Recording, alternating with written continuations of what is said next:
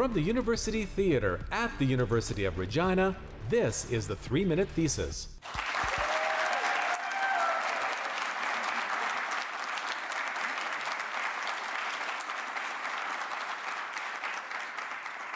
Good evening and welcome to our 3 Minute Thesis. I'm your host and U of R School of Journalism student, Lynn Giesbrecht. Thanks to all of you for being a part of this very special show here at the U of R's University Theater. Right now, there are 6 graduate students backstage, eagerly waiting to share their research with you, and of course, to impress our lovely judges here. The winner receives $1,500 and a chance to compete at the Western Canadian Regional Finals held here at the U of R. There are also second and third place finishes, and you in the audience get to vote for our wonderful People's Choice Award. This People's Choice Award is worth $500. We have 3 judges who will rate the students' performances. So let's meet them now. First, a U of R graduate who earned 2 degrees, one in political science and one in psychology. Some of you might also remember her as a basketball star on the Women's Cougars team. Phoebe Deciman.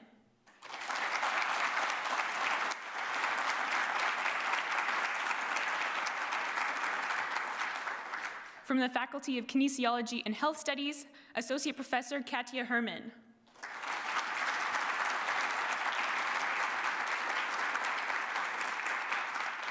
And our third judge, returning from last year, a graduate of the U of R's Faculty of Business and co-founder of the Regina marketing company Strategy Lab, Jeff Maystruck.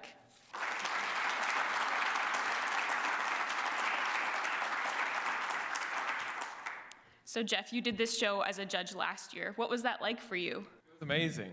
3 minutes is not a lot of time. So audience, this is gonna be fun. I'm excited.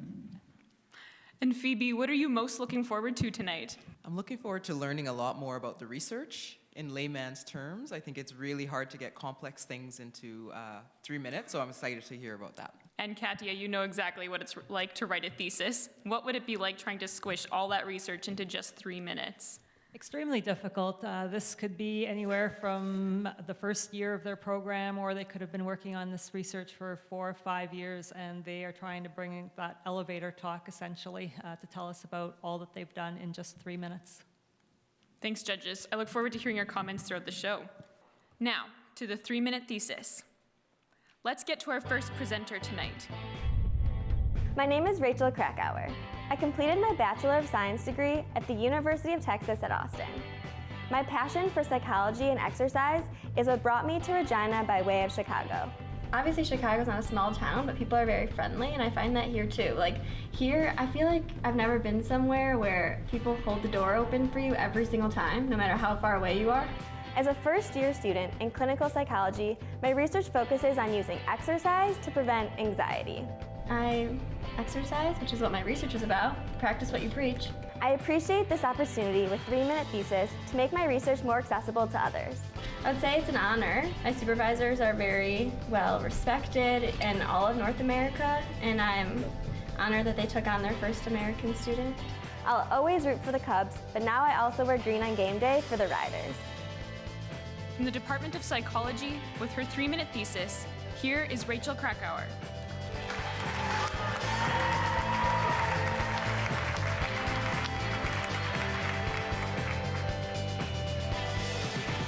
Imagine you're going outside on a sunny day, and their doctor tells you there's a special lotion called sunscreen that can reduce your risk of skin cancer.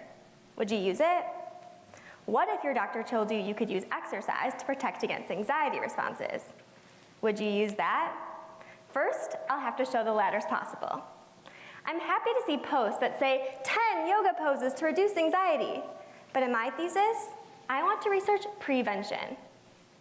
Yes, mental health treatment has become very good at responding when something goes awry, but we can't rely on reactive intervention.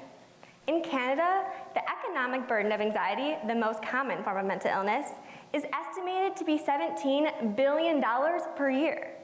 Beyond societal costs like unemployment, what we care about is that individuals are suffering.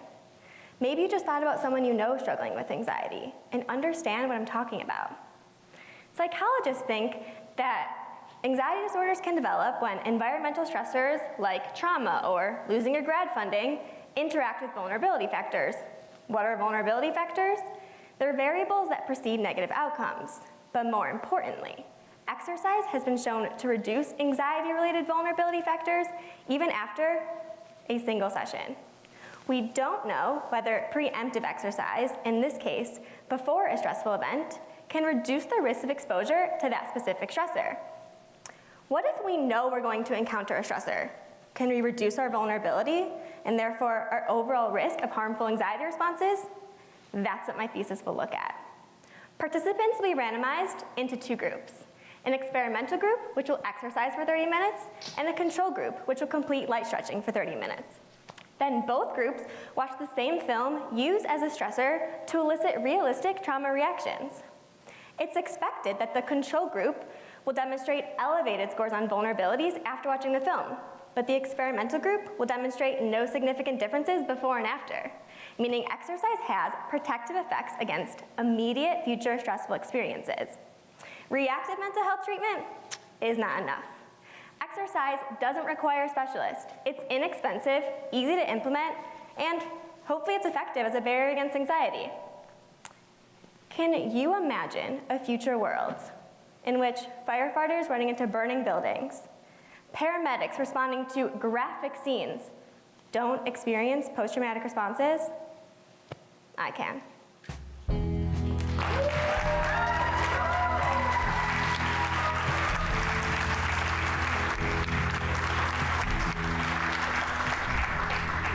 Rachel, how do you feel that went? You know, on the Olympics when they say, like, I did what I need to do, that's how I feel. What was the best part of it? 100% seeing the people cheer for me. Like, you know, like seeing my friends support me and then being able to communicate that and then seeing that they were understanding it was awesome. When your name was first announced to go out there, how nervous were you before you were able to start speaking? Surprisingly calm. I think it's just the comfortable nature. Like, you know, the community here is so warm that I knew there wasn't gonna be judgment. It was just like, we're gonna do this. I know people out there supporting me. It was a very low pressure situation. Okay, so judges, you just heard from our first presenter. Phoebe, I'll begin with you. What are your thoughts? I think Rachel did a really good job of basically telling us that prevention is better than cure and outlining that out for us because there's so many stressors out there, and she was able to make the case that there's a way for everyday people to be able to help downplay some of the anxiety they have. So it was fabulous. Jeff, what did you think? Amazing. There's a book called Spark that talks about a study done at an elementary school about physical activity for students and the repercussions of it. I don't want to ruin the book for people, but what she's studying, that's amazing. Like, she's going to write a book about that, and that literally could change workplace and all of our really lives in the future. Very cool. And Katia? I thought she spoke really, really well. I'm a population health researcher, so all about prevention and keeping people out of the healthcare system. It is always much, much more expensive to treat disease and health issues after the fact rather than to prevent them to begin with. So definitely on the right track with this one. Thanks, judges. And on to our next presenter. My name is Marina Moskalenko, and I'm a public policy student with Johnson Shriyama Graduate School, University of Regina campus. I'm a girl from Ukraine, moved to Regina, Saskatchewan when I was 15 years old. Went to high school here. My background is in computer science. This discipline has fostered love for artificial intelligence, machine learning, and everything data. It gave me a lot of opportunities to try myself in different projects. So sometimes you would have a class where you would collaborate on a group project, do something close to a startup. Data insights and visualizations enable us to uncover things invisible to the human eye and are also powerful storytellers. From public policy perspective, data is the key to evidence-based decision making. I actually found this cool opportunity with Johnson Shriyama School of Public Policy. They were inviting people from different fields, and I thought that my background in computer science would be very cool to apply in terms of data policy. My passion is to look at solving public policy problems through various lenses, including innovation, science, and personal wellness. How do I feel about doing 3-minute thesis? It's a very interesting experience because usually you do not have this ability to wrap up your research in just 3 minutes. So it gives you an opportunity to think about it in terms, how does it look for people outside of your field? 3 Minute Thesis enables me to share enthusiasm for my research and will hopefully spark up your interest in learning more. From the U of R's Johnson Shoyama Graduate School of Public Policy, here is Marina Moskalenko.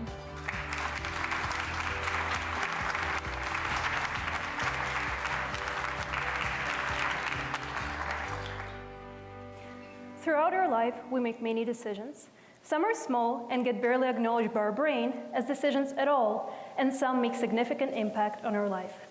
Important caveat with decisions is that one must feel enabled in order to make them, and enablement can be tricky, as not everything we can influence, nevertheless fully control. For people suffering with a mental health disorder, decision to get a treatment is not a small one. It is the one that influences their long-term well-being. Do I get into face-to-face therapy? Or do I receive treatment in a safe online environment? Or do I not get to seek treatment at all? My research looks at attitudinal, structural, and computer barriers that influence individuals' decision to engage in mental health therapy, specifically online therapy. This evidence-based method of treatment is private, convenient, and available to the public free of charge. Regina-based online therapy unit has over 2,000 patients enrolled. But the scope of people who might benefit from this treatment is much larger. Just in 2013, Stats Canada reported that 7.8% of Saskatchewan population suffers from a mood disorder. Currently, there is no evidence on how many and what kinds of people could view online therapy as a potential method of treatment, what enables them to engage, and what is posed as a barrier. My research, I looked at how financial concern influence engagement in therapy. My research using randomized sample survey data and a set of statistical tests called regression path analysis showed that people who express symptoms of depression or anxiety show higher financial concerns compared to people without mood disorder symptoms. Although important, financial concern is only one potential structural barrier. Isolated rural residency and lack of service availability are prominent barriers to seeking face-to-face treatment in Saskatchewan. But are they barriers or enablers to online therapy? My research aims to find that out. Aside from looking at structural barriers to create a 360-degree view of factors influencing interest in online therapy, I also look at attitudinal barriers. Attitudinal barriers used in my research are fear of public stigma, preference to deal with the problem on your own, and perceived need for mental health therapy. Holistic 360-degree view also incorporates computer-related barriers, such as computer use skills and anxiety associated with computer use. Understanding what is posed as a barrier and what characteristics enable individuals to try online therapy will help to design a set of healthcare policies to promote and deliver this method of treatment to the ones in need. And for me, helping to define and break the barriers to enable individuals make positive decisions for their long-term well-being feels incredibly good. Thank you.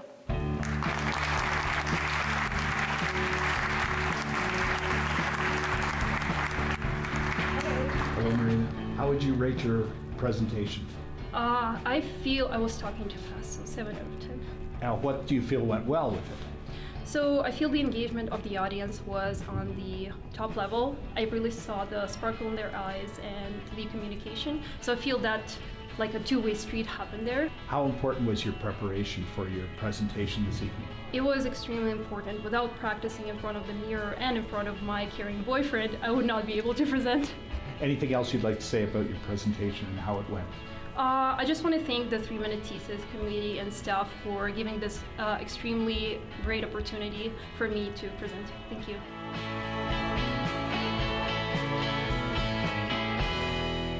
Okay, judges, that was our second presenter.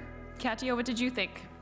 I thought it was great. She was very well spoken, and looking at barriers to behavior change or adopting healthy behaviors, in this case, barriers to adopting a treatment program is a very important aspect of overall healthcare, and obviously mental health being a very prevalent issue in our society today, figuring out what those barriers are and what types of treatment might be more amenable to people, as she said, to enabling people to seek treatment. Phoebe? I thought her research was quite timely. We mentioned the stigma around this, and I also find that Folks that don't go for research or try and get help are usually the most vulnerable in society, and they usually have a lot of things going against them, whether it's socioeconomic issues or geographical barriers. So I think understanding what some of these barriers are to ensure that our community and some of the most vulnerable in their society can get some help is timely and very important. And Jeff? Yeah, to kind of echo that, I have heard of a robot, almost like an AI, actually to help people deal with PTSD, stuff that they wouldn't talk to a human with. So online therapy, I think this is absolutely the right time to do that. So I think she's stumbling upon something that's really interesting. It's going to affect a lot of people in the long run. Thanks, judges. And now for our third student. My name is Eva Lopez. I'm studying a master's in biology at the University of Regina. So this is my beautiful bow tie. I made it in the wood shop. I work in the tree ring lab, so we have to study and sand all of these big discs. So I cut apart a piece of one that I had already analyzed, and I turned it into a fun little bow tie. After all these years, yes, bow ties are back in style. I came here from Baltimore, where I studied at Towson University, an undergraduate in environmental biology and a minor in chemistry. And I'm living now in Regina. It's quite different. It's very windy and cold, and it doesn't usually get so much below freezing as it does here, as opposed to Baltimore. There I also worked in the invasive species ecology lab, where I did my undergraduate project. And I found Regina through my supervisors, which I'm so lucky to work with here, on tree growth and climate change in the Cypress Hills, where I get the best of both worlds, working in the field and in the lab. To study at the U of R, it means a lot for me to study here. I really like my supervisors, and they spend a lot of time with me. And I'm really honored to work with them. Dave Sauchin and Mark Vanderwall, they're really pronounced researchers in their field, and they're the reason that I'm here. I'm so excited to share this research with you during my 3-minute thesis. Working on her master's in science, here is Eva Lopez.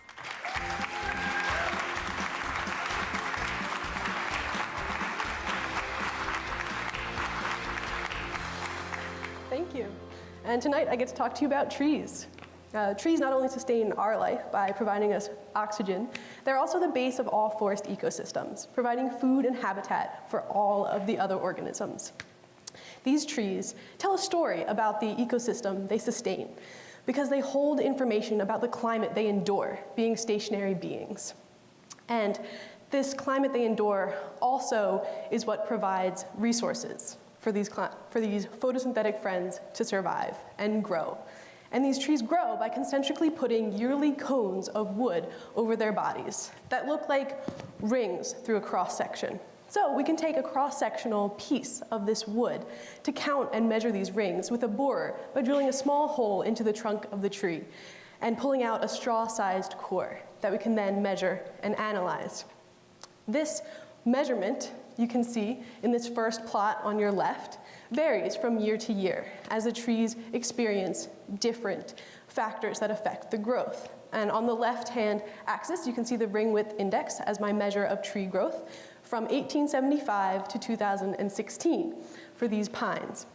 And on the right-hand axis, you can see my level of certainty. That my level of certainty decreases as my sample size decreases further back in time. This raw ring width data we can then compare to measured weather variables to see what exactly is influencing these trees to grow. And trees growing in the semi-arid environment of the Cypress Hills is being influenced by precipitation. So you can see in the second plot on your right that precipitation is positively influencing tree growth. It's not surprising that water is making our trees grow more and their ring widths become wider. So on the left axis, you can see ring width, the raw data, increasing as precipitation increases. But here also, it becomes more variable the more precipitation allows the growth of each individual tree to be expressed. So it's more of a limiting factor at that point. So precipitation really does limit these growth of these trees. So these pines in the Cypress Hills are growing in a semi-arid forest island surrounded by the prairies. And I'm sure everybody was impacted by how dry last summer was, and it was one of the driest in recent history. But this is only expected to get worse. This prairie ecosystem that we live in and that this forest island of the Cypress Hills is surrounded by is going to become increasingly arid as the climate changes. So this information is necessary for us to understand how trees are going to continue to grow as the climate changes and how our world is ultimately going to change. Thank you.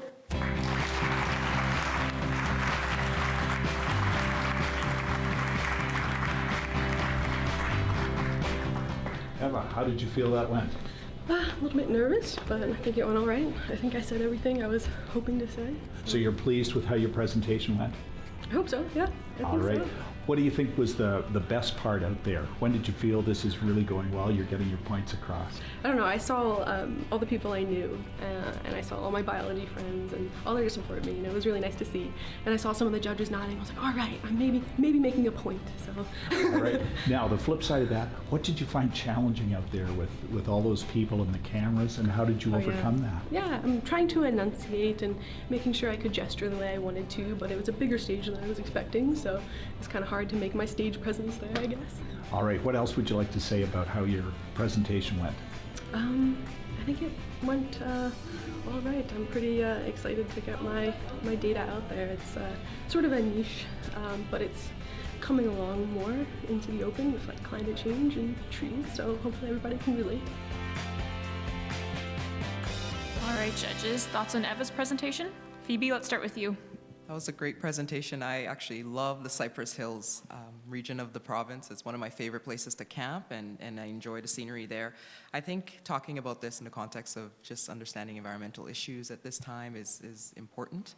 I think understanding how she made it easier for us who are not maybe in biology to understand how water affects all of that. I think we all understand that in layman's terms, but it's good to understand the research behind it and what that means for this beautiful province and the spaces we enjoy. So I think her research is important. And Katia? Yeah, I think it's really cool to how you can take a borer out of a tree and basically see hundreds of years of history and what what climate change over time has done for longer than any of us have been alive, I'm pretty sure. And so that's a really cool aspect. And then to be able to track that over time now with the droughts happening, with the lack of rain last summer, to be able to see that in action is really interesting. And Jeff? Yeah, something tells me that we're going to see more and more research about, I don't know, the weirder our weather is getting right now. And yeah, we had a really dry summer. But the businessman in me says, what if she researches and can figure out a way to reverse that and grow more trees? And then we take that and sell it to the Middle East. Just thinking, just thinking. Thanks, judges. Let's go to our fourth presenter now. Hello everyone, my name is Adam, and I just started my master's here at the University of Regina. I'm from Ontario originally. It's a little place called Badros, one of those blink and you miss places. It sounds really exotic, but I'm pretty sure it's just a spelling mistake from 100 years ago. I've lived in Vancouver, I did some field work in Alberta, I've been up to Yukon, and now I'm here in Saskatchewan. I'm working in forestry dynamics, and my field sites are out in the Cypress Hills. Previously, I completed my Bachelor of Science in Biology from Queen's University, and then I completed the graduate certificate in ecological restoration from Niagara College of Applied Arts and Technology. What attracted me to the University of Regina? It would be my supervisor in the project with his lab. I've been very interested in drones, and to actually get a chance to do my master's in that, the timing was just right.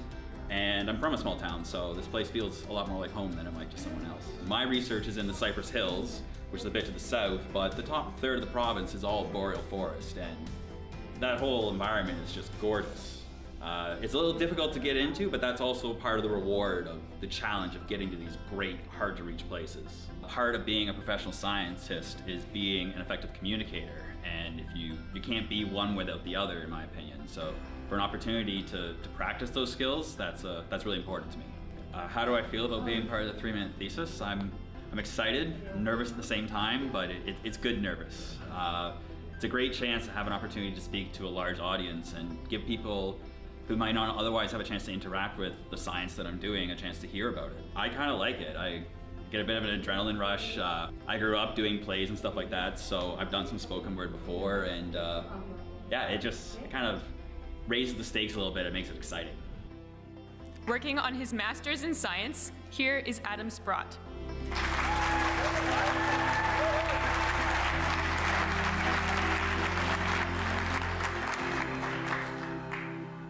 I work in forest ecology, and I've been very fortunate to have several field places up north in the boreal forest.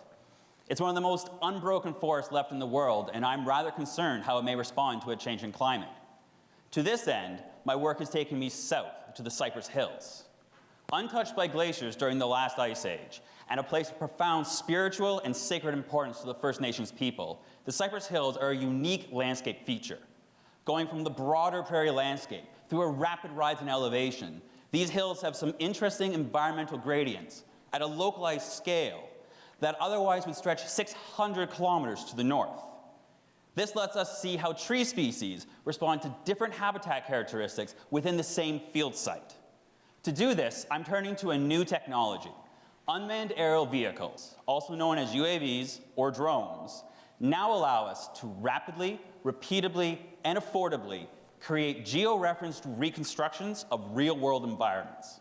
It's a lot simpler than it sounds. When I get to a field site, I launch the UAV and I fly it in a grid, taking about 400 photos as I go.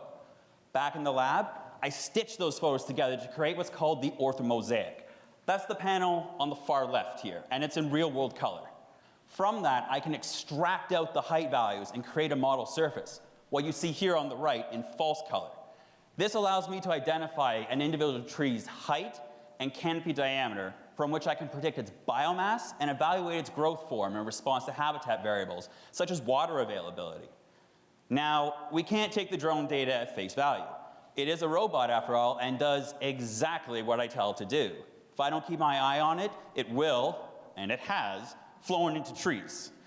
So we have to go out ourselves and ground truth the data by taking tangible field measurements of the trees themselves, so that we know that what we see here is what is really there. While I'm at it, I'm also surveying other habitat characteristics, such as soil type, the plant and lichen communities, and looking for signs of wildlife use, so that back in the lab, I can build up, piece by piece, layer by layer, an idea of what's actually going on in the forest and how dynamic this ecosystem really is. Once I've done that, I hope to be able to predict key wildlife habitats, establish restoration opportunities, and maybe see the forest through the trees. Thank you.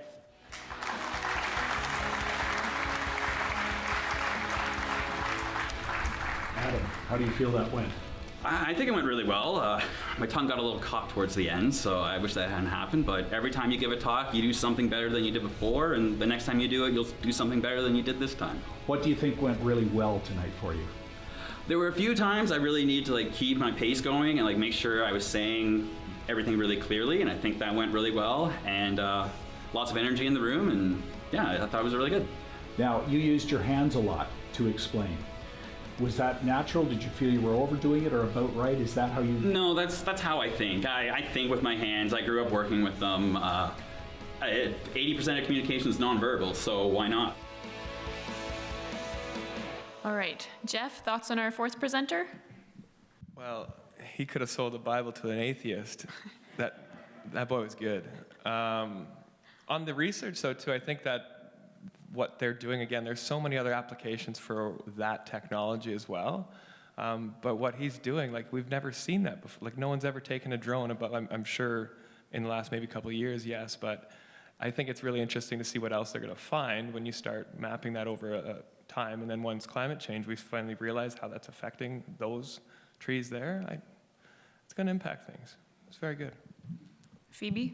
I thought he did a great job, especially talking about something so technical and having us be able to visualize just the importance of the space to First Nations people and just how significant it is in the province.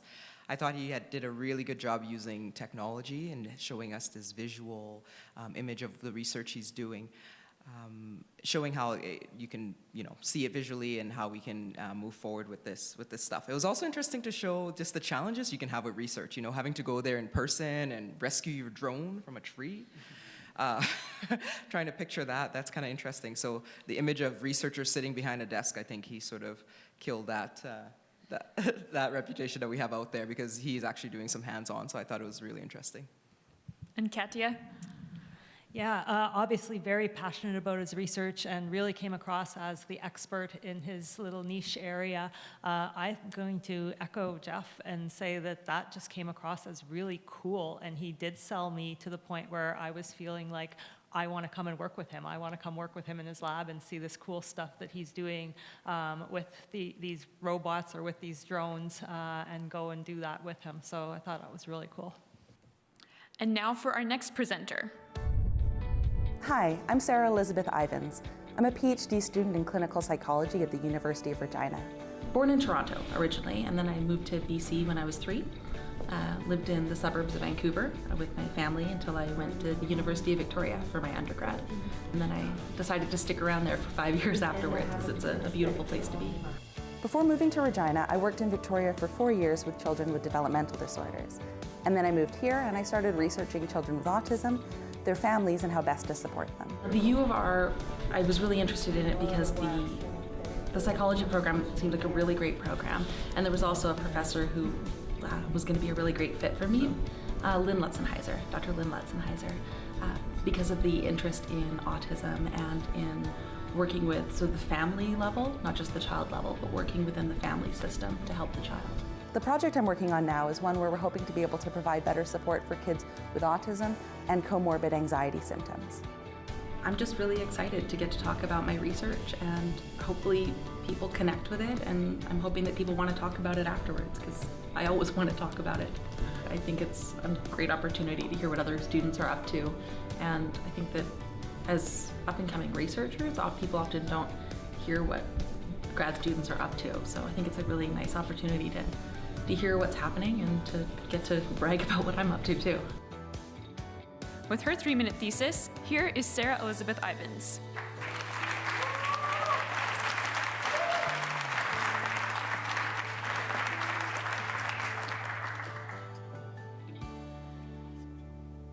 When you were a child, there were probably things that worried you. Maybe you were scared of the dark, or of dogs, or, like me, speaking in front of a crowd. It's natural for kids to feel anxiety, but it can become a serious problem. Childhood anxiety can get in the way of kids being able to learn and function, and it can have long-term implications on their well-being. Children with autism spectrum disorder also experience anxiety. In fact, while anxiety is a problem for about 10% of typically developing kids, it impacts about 40% of those with autism. Cognitive behavioral therapy is an effective treatment for childhood anxiety. And when modified, it's also effective for kids who have autism. But there are a lot of barriers to treatment, including a lack of resources.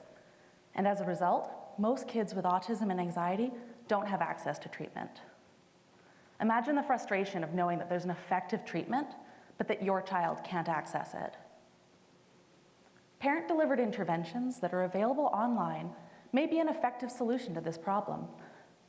Parent-delivered means that the parents get to act as the therapist for their child, with support from an online coach. Internet-delivered interventions can really reduce resource demands, and it means that parents and children can access the treatment at times and places that are more convenient to them. And that's where this project comes in. My goal is to develop and test an online intervention that's parent-directed for kids with autism and anxiety. I want to know if this is an effective treatment, if it's accessible, and how satisfied parents are with this intervention. I'll be their online coach, guiding and supporting them through the process. I've made some modifications based on research to an existing program to make it more effective and appropriate for kids who have autism. For example, since we know that kids with autism have difficulties with communication, providing them with supports and strategies to help them be able to better express themselves and label their emotions can be really important. This can be done through techniques like having the parents model labeling their own emotions. A parent might say, "Wow, I was really scared when that dog barked." Parents can also provide supported prompts to their children to give them more opportunities to practice labeling their own emotions. Something along the lines of, "You didn't look happy when that dog barked. How were you feeling?" By better understanding the needs of kids with autism for their interventions, and by making effective interventions more accessible, we hope to be able to better serve these kids and their families. Thank you.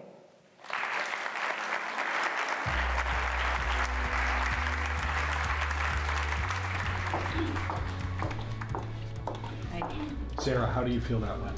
I think it went really well. I like talking about my research, and the audience seemed really warm and interested and welcoming, so I think it went well. Now, you right off the top, you mentioned that when you were young, you had a fear of talking in front of crowds of people. Yeah. How have you overcome that? I liked attention. Yeah. No, I just kind of grew out of it and learned to really enjoy being able to express myself more in front of people. I think a lot of kids have fears that are things that they just kind of grow out of and can learn that the world's not as bad as they think it is.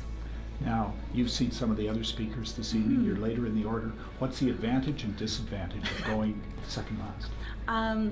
Personally, the disadvantage is that I feel like I was not able to really focus on watching the other ones as the evening went on. I was a little more focused on my own. But I think that it gets the audience kind of into the groove of things, right? They know what to expect by the time I was on stage. So I think that, 6 of one, half a dozen the other. I'm happy with how it went. Now, you're probably not used to presenting in front of that many people in that short a time. Why was this different than anything else you've presented?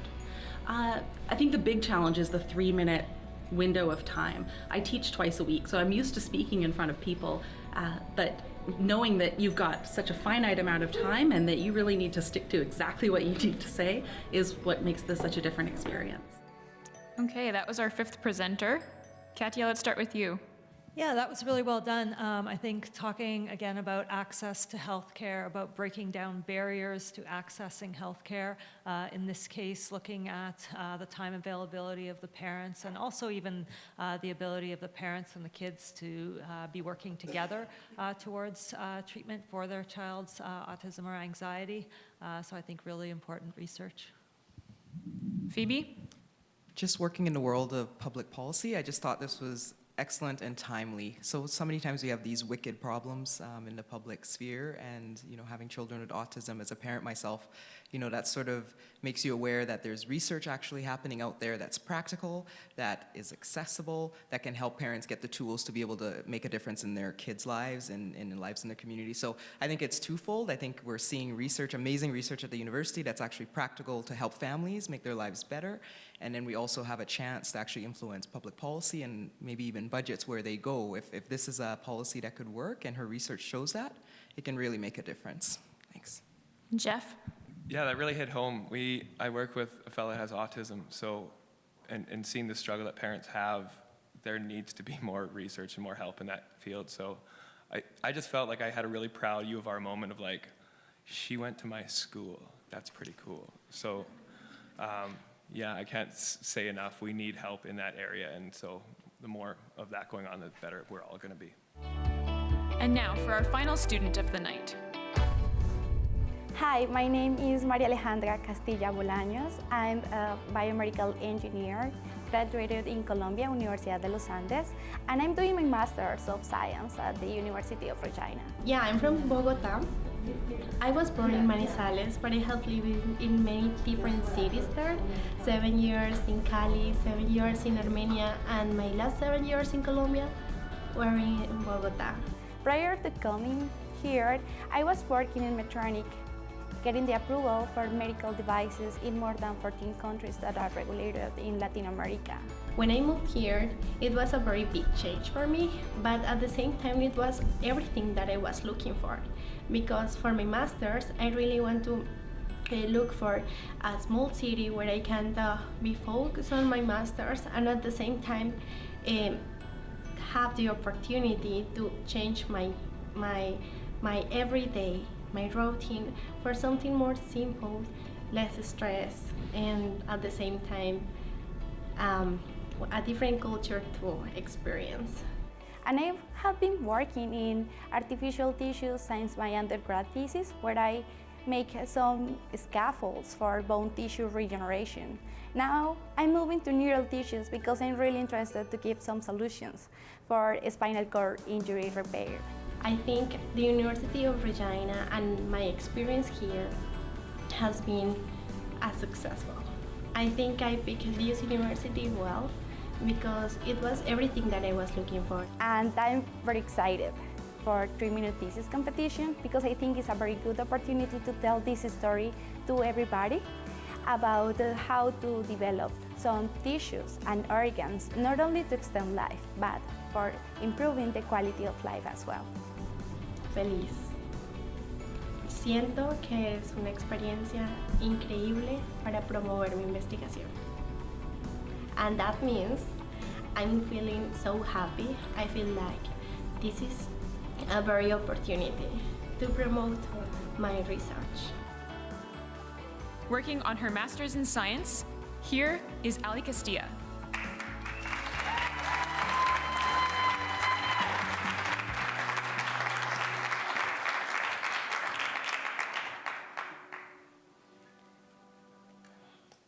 Why to regenerate organs and tissues, and specifically, why do we need to regenerate the spinal cord? In addition to serious car and sport accidents, advances in medicine and engineering have dramatically changed life expectancy over the last 100 years. So humans are living longer and longer, and as long as we get older, the quality of our tissues decreases, so further organs and tissue replacements are required. Second, a spinal cord injury is one of the most traumatic events that can happen in an individual's life. This carries out huge costs to the society, government, but most important, this completely decreases the quality of life of patients. And third, is because this is my passion, to develop neural tissues that could recover the life of 500,000 people suffering from a spinal cord injury across the world. But how can I create neural tissues for all of them?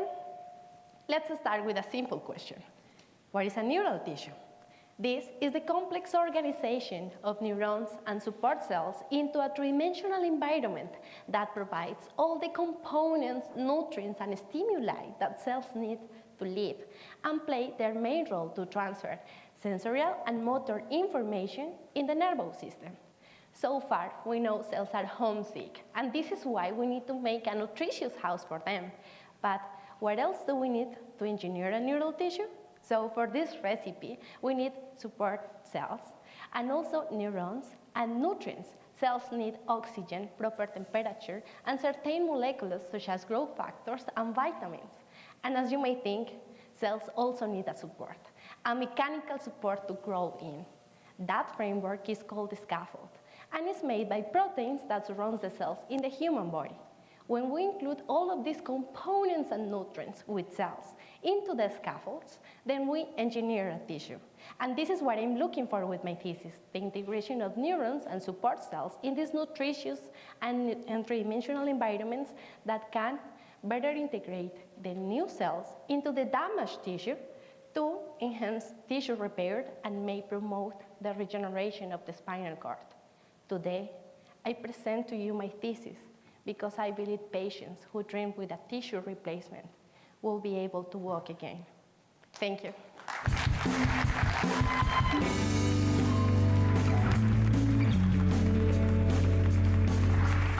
Hi, how did you feel that went? Very good.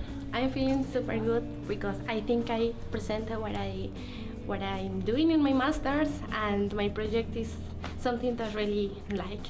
So I hope they like too.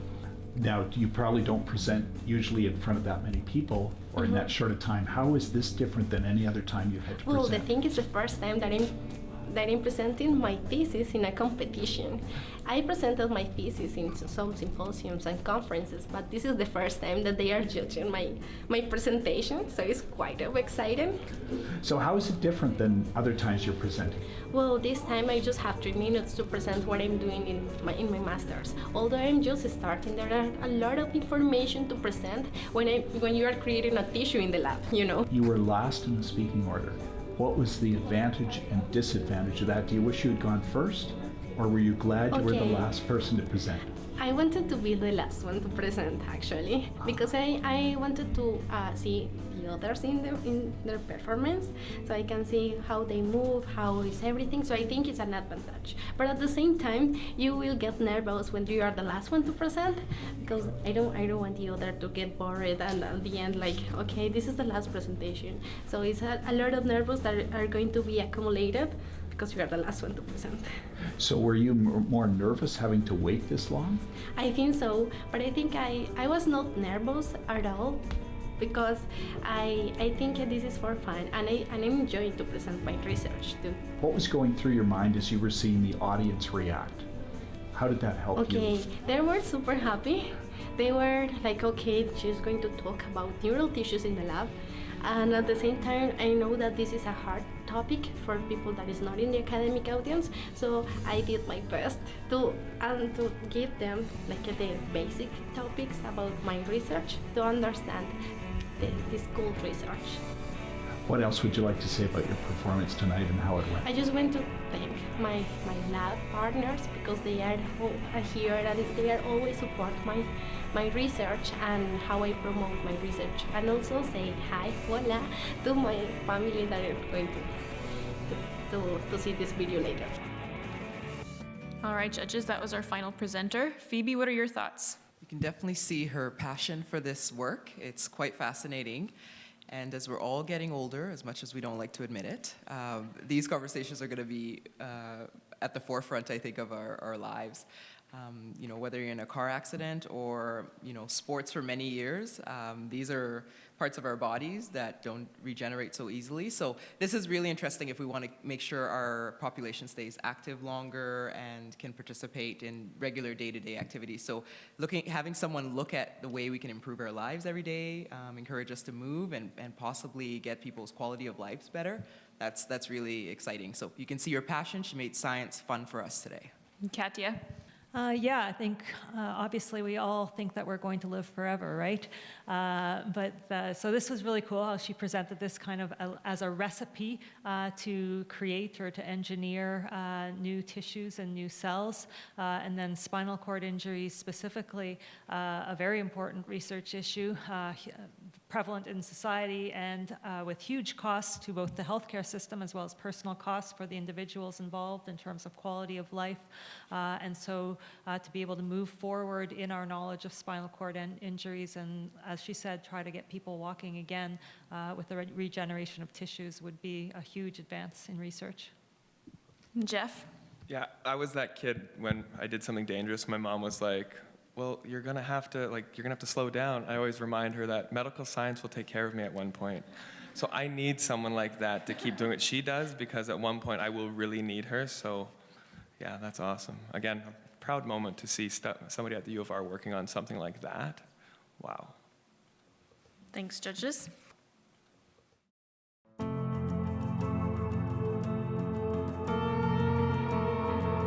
How have you felt the event has been going this evening? It's been fantastic. I'm just overwhelmed at it's really the team. This is the second year for this event. Yes. How do you compare this year's event to the first one a year ago? We're calm. We just seem like to know where we're going. It's like a well-oiled machine. And yeah, it's amazing how it's all come together so quickly. It's fantastic. So Thank you. I'm happy. We are ready to announce this year's winners. Let's bring back all 6 of our students onto the stage.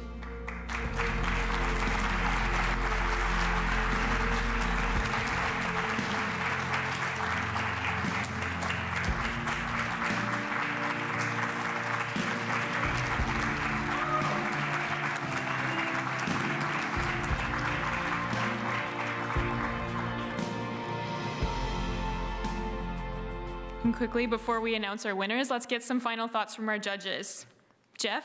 Well, we were just talking about how positive I was last year, so I don't want to be overly positive this year. But guys, that was amazing. Great job. Take a deep exhale. You're done now. You're good.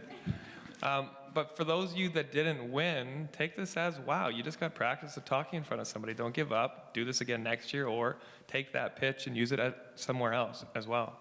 So sorry if you didn't win, but great job to all of you. Phoebe?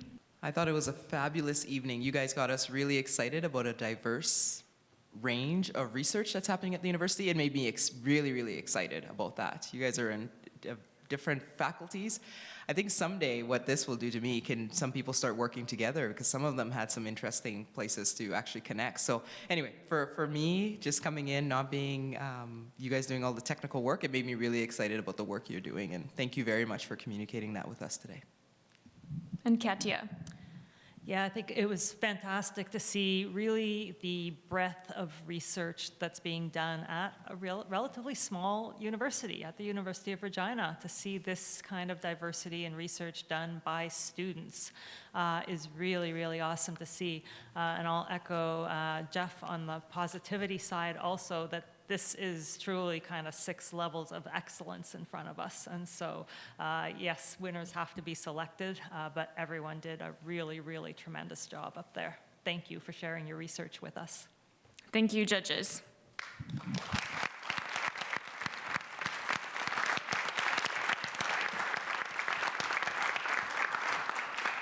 Dr. David Malloy is joining us again to present the awards. We'll begin with the People's Choice Award and a check for $500. The audience has voted for Ale Castilla,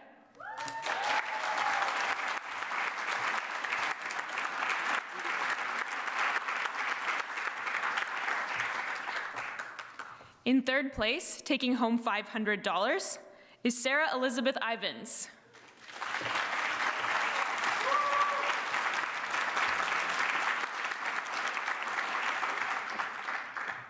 In second place and winning $1,000 is Rachel Krakauer.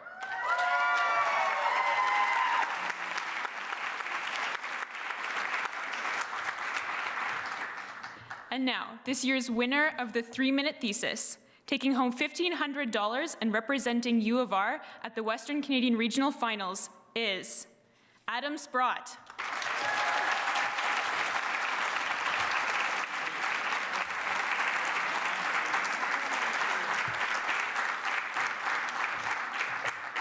A huge congratulations to all of our students. This has been the 2018 3-minute thesis from the University of Regina. I'm your host, U of R School of Journalism student, Lynn Giesbrecht. Thank you so much for watching, and good night.